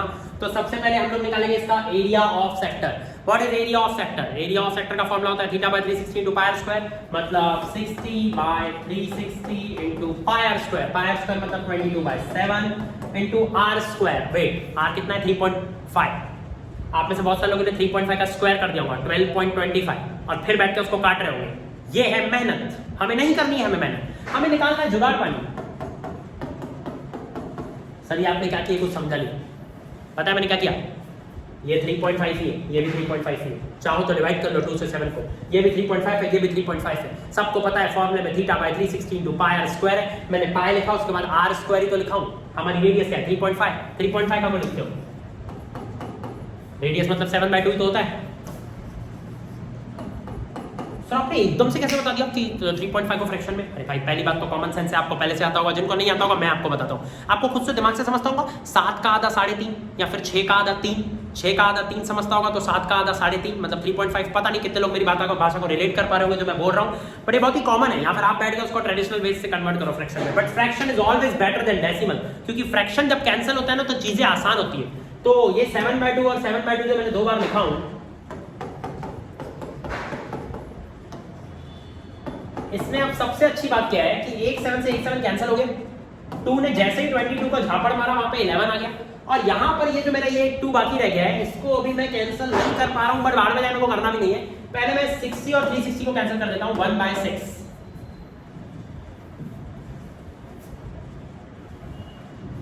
तो इतना काट पीट के आप नहीं लिखना, ये मैं थोड़ा कर लेता हूँ। ये मैं जब से एरिया ऑफ सेक्टर निकाल रहा हूँ, area of sector 1/6 into 11 into 7/2। कुछ लोग सोच रहे होंगे सर ये क्या क्या लिख दिया आपने? कुछ नहीं यार, 1/6 लिखा हूँ, ये 22 कैंसिल होकर 11 हो चुका था, और ये 7 तो कट ही चुका था, तो इसको वैप कर दिया। ये वाला 2 भी कैंसिल हो चुका था, इसी 2 ने 22 को काट के 11 किया था, अगर आपको याद होगा तो। और ये 7 एज इट इज है, ये भी 2 एज इट इज है। अब क्या हो रहा होगा? 77/12 सेंटीमीटर स्क्वायर। सॉरी, मैंने क्वेश्चन मीटर में दिया था, शायद मैंने पिछले क्वेश्चन में भी सेंटीमीटर स्क्वायर लिख दिया था जहाँ मीटर था, पता नहीं, मुझे याद नहीं है। नहीं, उसमें तो एंगल निकलना था, थीटा। थीटा में तो आपका यूनिट डिग्री है। तो 77/12 है ना, एक्चुअली इसको डेसिमल में कन्वर्ट कर लेना एक अच्छी चीज रहेगी, बट आपका आंसर बार में आएगा 77/12। पहले मैं इसको काटना पसंद करूंगा, डायरेक्ट 12 की टेबल से काटूंगा। 77/12 डायरेक्ट 12 की टेबल से नहीं काटूंगा, 6.5/12 5/12। अब बेस्ट चीज़ तो ये रहेगी कि मैं इसको पहले 4 से काट दूँ, ये मेरा अपना ट्रेडिशनल वे है। तो मैंने अभी थोड़ी देर पहले आज ही वीडियो में 77/4 को 19.25 निकाला था। 19.25 को मेरे को और 3 से डिवाइड करना रहेगा, दैट्स इट। मतलब 1925 डिवाइडेड बाय 3, 2 के बाद point. So 1925 divided by 3 which will be 600, 633, 633, 8, 641, 641, 641 जो अभी मैंने बोला, 641, 6.41666666। मेरे ख्याल से इसका आंसर ये 6.41666। सही है ना? Okay, so ladies and gentleman, ये भी मैं आपको अगर आप ध्यान से देखोगे, मैंने जो अभी बोला, जो मेरे दिमाग में चला, मैंने सब कुछ बोला। अगर कोई सोचेगा कि सर ये आप कैलकुलेट कैसे कर रहे थे, मन में आप सिखाओ ना, मैं एक्चुअली बोल रहा था जो मेरे दिमाग में चल रहा था। अगर आप उसको रिलेट कर पाते हो, वीडियो को वापस देखा करो, सोचा करो ये बंदे का दिमाग चल कैसे रहा है, और कॉपी पेस्ट नहीं करना, अपना तरीका बनाना। आपका तरीका कहीं ना कहीं मेरे तरीके से थोड़ा बहुत मैच खाएगा, और अगर मैच नहीं खाता है, आपके लिए वर्क करता है, इट्स कंप्लीटली ओके। वैसे वो मैच खा जाएगा, क्योंकि जितने भी फास्ट कैलकुलेशन वाले होते हैं वो रिलेट कर पाते हैं लेफ्ट टू राइट कैलकुलेशन क्या होती है। बहुत सारे लोग रिलेट कर भी लिए होंगे, बहुत सारे लोग मेरे से भी फास्ट कर लिए होंगे, because it was not a very big deal कि आप इसको मन में डिवाइड करो। सो 6.41666666, ये इसका यूनिट क्या लगेगा? इसका यूनिट लगेगा सेंटीमीटर स्क्वायर, क्योंकि हम निकाल रहे थे एरिया। बट इस क्वेश्चन में एक और चीज निकालनी थी। क्या निकालनी थी हमारे को? एक और चीज, लेंथ ऑफ आर्क। और रेडियस कितना गिवन था क्वेश्चन में? रेडियस कितना गिवन था? अगर आप 3.5 बोलोगे तो यू आर राइट, बट पता है क्वेश्चन में क्या किया करो, जब क्वेश्चन में दिया रहता है ना 3.5 सेंटीमीटर, तो खुद ही लिख देना अगले स्टेप में रेडियस इक्वल्स टू 7/2 सेंटीमीटर, खुद ही उसको फ्रैक्शन में कन्वर्ट कर लेना, आपका काम आसान हो जाएगा। अब आपको क्या निकालना था इसमें? Length of arc. Length of arc का फॉर्मूला क्या है? लेंथ ऑफ आर्क का फॉर्मूला है theta by 360 into 2 pi r। Now theta by 360 into 2 pi r, what is theta? Theta कितना दिया इस क्वेश्चन में? 60 था सर। हां 60 बाय 360 into 2 पाई की जगह मैं लिखूंगा 22/7 into r मतलब 7/2, जैसा कि अभी हमने निकाला था। सो 7 से 7 कैंसिल, 2 से 2 कैंसिल, मतलब इतनी खुशी होती है ना दिल से जब सब कुछ कैंसिल हो जाता है। 60 ने 360 को काट दिया तो वहां पर 1/6 बचा, और यहाँ 22 एज इट इज बचा, और कुछ तो बचा ही नहीं। 22/6 बोले तो 11/3 बोले तो 3.666666। सो इसका आंसर आपका आ चुका है 3.6 centimetre, and this is the length of arc। Sir इसमें स्क्वायर तो लगा ही नहीं सर, आप भूल गए सर सेंटीमीटर स्क्वायर लगाना। ये लेंथ ऑफ आर्क है भाई, लेंथ है वो, और सेंटीमीटर स्क्वायर नहीं रहेगी। तो ये आपने चैप्टर के कुछ चिंदी चपाटी क्वेश्चन कर लिए हो। अभी भी आपको एक क्वेश्चन प्रॉब्लम देगा, अगर आप अपनी एनसीईआरटी की बुक खोलोगे और आप सोचोगे ओ कपिल सर का वीडियो देख लिया पूरा चैप्टर समझ जाएगा, आपको थर्ड क्वेश्चन में अभी भी प्रॉब्लम जा सकती है। पहली एक्सरसाइज के तीसरे क्वेश्चन में अटक जाओगे, शुरू के 2 बना लोगे, तीसरे में अटक जाओगे, फिर चौथे से फिर से पूरे जम जाएंगे। तीसरे में क्यों अटक जाओगे? क्योंकि उसमें क्लॉक है, और मैंने पूरे क्वेश्चन में कहीं भी क्लॉक का जिक्र नहीं किया। सर क्लॉक मतलब क्या? भाई ऐसा क्वेश्चन आएगा कि क्लॉक में इतने मिनट्स हो गए तो कितने डिग्री एंगल बन चुका है मिनट एंड में, तो आपको उसको कैलकुलेट करना सीखना पड़ेगा कि भाई 1 मिनट में कितने डिग्री का एंगल बनता है। वो एक चीज सीख लोगे तो वो आपको, वैसे मैं अगर आपको वीडियो में नहीं भी सिखाऊं और आपके लिए अगर चैलेंज छोड़ दूं तो आप वीडियो को अब भी पॉज करके थर्ड क्वेश्चन ट्राई कर सकते हो। मतलब कि एरियाज रिलेटेड टू सर्कल का चैप्टर का थर्ड क्वेश्चन। कौन सा क्वेश्चन? थर्ड क्वेश्चन, पहली एक्सरसाइज का, आपको जमेगा। लेकिन अब अगर आप ध्यान से देखो तो आपने इस 1 घंटे में क्या क्या सीखा, आपने इस पूरी वीडियो में अभी तक क्या क्या सीखा। आपने स्टार्ट किया फ्रॉम पाई क्लास 7th, जो आपने शायद ढंग से नहीं पढ़ा, और मेजोरिटी ऑफ गोंदिया के स्टूडेंट ढंग से पढ़ते ही नहीं है। वो क्या करते हैं? कॉन्सेप्ट को रट्टा मारते हैं, एंड देयर लाइक हाँ हमको तो क्या पढ़ा दिए यार, हमको तो सब कुछ समझता है। कुछ नहीं समझता है। जस्ट बिकॉज आपका आंसर आ गया इसका मतलब ये नहीं कि आपको समझता है। समझने के लिए पहले कॉन्सेप्ट क्लियर करना पड़ता है। कल जब हॉट्स क्वेश्चन आएगा ना तो सबसे पहले एवरेज स्टूडेंट और वीक स्टूडेंट ही लटकता है। वो स्टूडेंट क्यों नहीं लटकता जिसके कॉन्सेप्ट क्लियर है? क्योंकि भाई जब उसने कॉन्सेप्ट क्लियर किया था ना तो उसको हॉट्स क्वेश्चंस की इमेजिनेशंस पहले ही आ गई थी, क्योंकि उसने फॉर्मूले का प्रूफ समझा था जो अपने आप में स्लाइटली कॉम्प्लेक्स था, तो उसको पहले से आदत है वो कॉम्प्लेक्स चीजों की। और हमारी फटती है, हमारे को चाहिए फॉर्मूला, आपको बस पुट करके आंसर चाहिए। जैसे अभी मैं आपको थोड़ा सा एक न्यू वैरायटी ऑफ क्वेश्चन देता हूं जिसमें कुछ लोग हो सकता है अटक जाए, जो मैं यहीं से बनाऊंगा। वैसे अभी मेरा इसका आंसर क्या था? 3.6 बार ना बाहर था उसके ऊपर, बट फिलहाल मैं उसको डेसिमल में नहीं कर रहा हूँ। 22/6 मतलब क्या था? 11/3। एक काम करते हैं, मैं आपको इसी क्वेश्चन पे बेस्ड एक नया क्वेश्चन देता हूँ। पहले मैं अभी तक इस क्वेश्चन में जो हुआ इस ये वाले क्वेश्चन में उसको एक बार मैं लिख लेता हूँ। क्या था हमारी रेडियस कितनी थी इस क्वेश्चन में? 7/2। मैं जानबूझ के डेसिमल लिख रहा हूँ ताकि आप उसको खुद फ्रैक्शन में कन्वर्ट करो, आपकी हैबिट बने। आपको तो वैसे पता ही है लेकिन अपने हाथ से करो।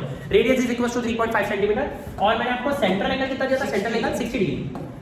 और इसमें मैंने आपको 2 चीजें निकालना है। क्या निकाला है आपसे? 2 चीजें। सबसे पहले लेंथ ऑफ आर्क और area of sector. Length of arc आपका क्या है? लेंथ ऑफ आर्क आपका है theta by 360 into 2 pi r। और इस पूरे को जब हमने सॉल्व किया था तो आपको याद होगा इस पूरे का आंसर, मतलब लेंथ ऑफ आर्क की वैल्यू हमारी क्या आई थी? 11/3। फ्रैक्शन में रखते हैं उसको 11/3, जिसको डिवाइड करने पे 3.6666 आ जाएगा। Area of sector 77/4। 77/12 था मेरे ख्याल से। हाँ सॉरी 12 था ना, तभी तो 6 पॉइंट समथिंग आया था। हाँ तो 77/12 आया था, और ये 11/3 सेंटीमीटर रहेगा, बराबर। So length of arc 11/3 centimetre था, और ये भी हमने पूरा निकाला। लेकिन सर ये दोनों चीजें गिवन नहीं थी, 2 चीजें हमने निकाले, 2 चीजें गिवन थी। जो मेरी इस भाषा को समझ जाएगा ना उसको मैथ्स आसान लगेगा, पता नहीं वो समझ पाएगा कि नहीं। Please try your best. तो 2 चीजें हमको गिवन थी, 2 चीजें हमने निकाली, राइट? फिर से बोलो मेरे साथ, क्या बोला मैंने? 2 चीजें हमको गिवन थी, 2 चीजें हमने निकाली। तो एक काम करते हैं, 2 चीजें इस बार दूसरी गिवन दे देते हैं और 2 दूसरी चीजें हम निकाल लेते हैं। सर ये क्या बोल रहे हो सर? समझा नहीं सर। हम समझाते हैं। पहले बताओ क्वेश्चन में और भी कुछ सीखा? Radius theta, yes done. इतने में ही निकल जाती चीजें। तो बस 4 ही तो वेरिएबल थे यार, उसमें से 2 गिवन थे, 2 हमने निकाले। सर लेकिन हमने 2 कैसे निकाल लिए? हम तो एक ही निकाल सकते हैं। हमने दो, पता है क्यों निकाले? क्योंकि हमने दो फॉर्मूले यूज किए, एक एरिया ऑफ सेक्टर वाला, एक लेंथ ऑफ आर्क। मतलब हमने दो इक्वेशन यूज किए तो हमारे दो अननोन निकल गए। It was like 2 equation 2 unknowns, लेकिन वो एक्चुअली सेपरेट 1 वेरिएबल था। अब मैं इसको प्रॉपर थोड़ा सा घुमाने की कोशिश करता हूँ, बट थोड़ा सा, एकदम थोड़ा सा। मैं आपको एक नया क्वेश्चन दे रहा हूँ जो यही वाले कॉन्सेप्ट पे बेस्ड रहेगा, आंसर्स भी यही आने वाले रहेंगे, लेकिन क्वेश्चन स्लाइटली डिफरेंट रहेगा। और अगर आपने ये सीख लिया तो आपको समझ में आ जाएगा जो क्वेश्चन क्रिएटर्स होते हैं वो दिमाग कैसे लगाते हैं। वैसे तो गोंदिया के जो मतलब टीचर्स होते हैं वो वही क्वेश्चंस रेगुलेट करते हैं जो पिछले सालों के घूमे हुए, बट आर.डी. शर्मा, एस. चांद, ये जितनी भी बुक्स है, ये सब लोग क्वेश्चंस बैठ के क्रिएट करते हैं ना हर साल, थोड़े थोड़े नए। तो वो क्रिएट कैसे करते हैं, उनके दिमाग में आइडिया कैसे आता है? भाई वो नॉर्मल क्वेश्चन को घुमा के क्रिएट करना जानते हैं। देखो कैसे, अभी देखो आपको मैं समझाता हूँ। आप घर बैठे कोई भी क्वेश्चन क्रिएट कर सकते हो, कोई बड़ी बात नहीं। सबसे पहले मैं आपको क्वेश्चन दे रहा हूँ जिसमें मैं आपकी रेडियस ही गायब कर दे रहा हूँ। ठीक है, मैंने आपकी रेडियस गायब कर दिया, क्वेश्चन मार्क। सर लेकिन अब आप कैसे निकालोगे सर? मैं बताता हूँ। रेडियस क्वेश्चन मार्क है, थीटा मैं आपको 60 दे रहा हूँ, और मैं आपको क्या गिवन दे रहा हूँ? मैं आपको गिवन दे रहा हूँ length of arc. Length of arc कितनी है? 11/3 सेंटीमीटर। और पता है मैं आपको पूछ क्वेश्चन में रेडियस नहीं रहा हूँ।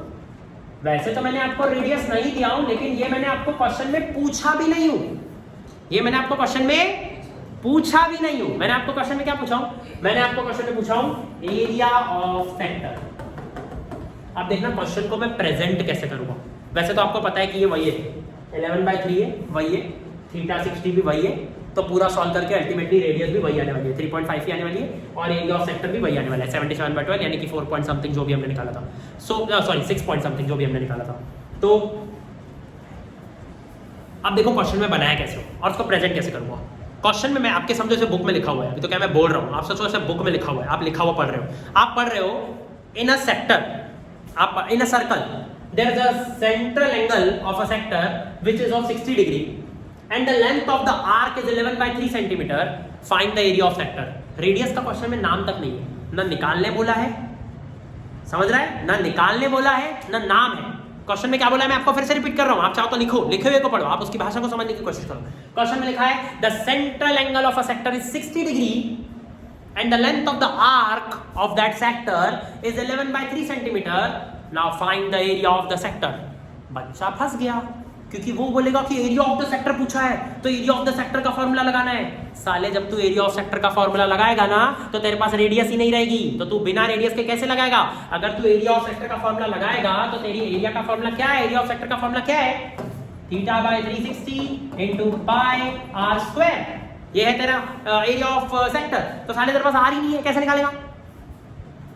अब लगा देना क्वेश्चन में कौन सी चीज गिवन है जिसका काम नहीं है। अच्छे से देख ले, एरिया ऑफ सेक्टर में कहीं भी लेंथ ऑफ आर्क का नाम भी नहीं है, लेकिन उसने तेरे को क्वेश्चन में लेंथ ऑफ आर्क गिवन दिया है। तो लेंथ ऑफ आर्क तेरे को गिवन क्यों दिया है? ताकि तू पहले लेंथ ऑफ आर्क का फॉर्मूला लगाए और उससे रेडियस निकाले, कॉमन सेंस। तो आप देखो सबसे पहले लेंथ ऑफ आर्क का फॉर्मूला लगाना है। लेंथ ऑफ आर्क का फॉर्मूला क्या है? θ/360 × 2πr, मतलब θ/360 × 2π। ये किसका फॉर्मूला है? Length of arc. ये किसका फॉर्मूला है? लेंथ ऑफ आर्क का। But wait, length of arc तो मेरे को पहले से ही गिवन है, तो मैं लेंथ ऑफ आर्क की जगह पहले ही लिख लेता हूं 11/3। अब θ/360 × 2πr, इसमें मेरे को थीटा मालूम है 60, r नहीं मालूम है, तो ये पूरे क्वेश्चन में एक ही चीज है जो नहीं मालूम है, जैसे कहते हैं r, वन वेरिएबल। तो यहां से r निकलेगा, इसको सॉल्व करके फिर एरिया ऑफ सेक्टर का फॉर्मूला लगाएगा, तब जाके तेरा एरिया ऑफ सेक्टर यही आएगा 77/12। पूरा सॉल्व करके देख ले, एक बार वीडियो पॉज करके देख ले, तेरा दिमाग थोड़ा सा चल जाए तो तेरे को अकल वकल आ जाएगी मैथ्स पढ़ते कैसे हैं। बस आज के वीडियो के लिए मेरे ख्याल से इतना काफी है। 1 घंटा 10 मिनट टू मच हो चुका है ऑलरेडी वीडियो का टाइम, इतना इनफ रहेगा। लेकिन अभी भी मैंने आपको एक चीज नहीं बताया हूं जो चैलेंजिंग वे में छोड़ा हूं, वो है क्लॉक। क्लॉक क्या होता है? मतलब इस चैप्टर का थर्ड क्वेश्चन ही नहीं समझेगा, और थर्ड क्वेश्चन ही नहीं समझा तो बच्चा क्विट कर देगा। क्विट नहीं करना है, चौथा करना, पांचवा करना। मैं तो बोल रहा हूँ थर्ड पे भी क्यों क्विट करना, ट्राई कर, क्या पता थर्ड वाला ही जम जाए। थर्ड नहीं जमा तो दूसरा बना, चैप्टर तो समझा है, बेसिक्स तो समझे, अब कुछ तो बनेगा ही अपने अपने लेवल अनुसार। और किसी बंदे को यही वीडियो फिर से देखना पड़ेगा, क्योंकि वो एक चीज को एक बार में कॉन्सेप्चुअली पढ़ता ही नहीं है, रटता है, और जब वो रटता है तो उसको मैथ समझ में नहीं आती, फिर वो कहीं ना कहीं किसी न किसी क्वेश्चन में फिर अटकता है। इसलिए पहले समझ के पढ़ो, वीडियो में जो जो समझाया गया है उसको कॉन्सेप्चुअली पढ़ो, ताकि आप क्वेश्चन सॉल्व करने के कैपेबल रहो। अब इस चैप्टर में एरिया ऑफ सेगमेंट नाम की एक और बच्चे वाली चीज है जिसको भी हम लोग कवर भी नहीं कर रहे हैं। आप लोग हो सकता है मेरे बिना उसको निकाल भी दो, ठीक है, सो ट्राई योर बेस्ट। अब आप इस चैप्टर को जितना सॉल्व कर सकते हो पहले खुद एक्सप्लोर करो। Self study is the best study. अगर आप उसको खुद से ट्राई करते हो, अगर आपसे चैप्टर खुद से पूरा बन जाता है तो ये सबसे बेस्ट चीज रहेगी। बाकी मैं आपके लिए एक और वीडियो अपलोड करूंगा।